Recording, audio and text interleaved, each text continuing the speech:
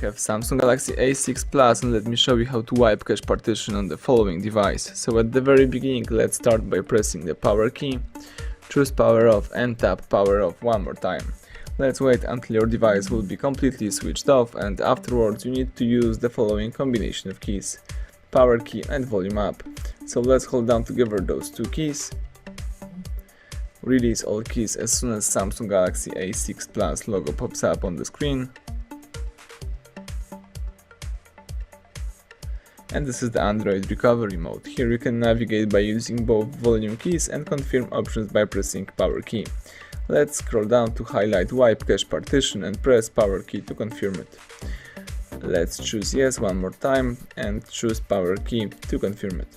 The device is whipping the cache files, formatting the cache partition. You will not lose any personal data.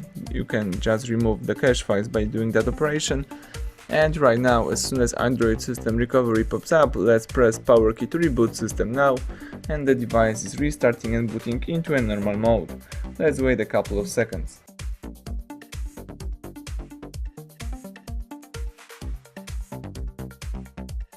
Excellent, now you can use your device in a normal way.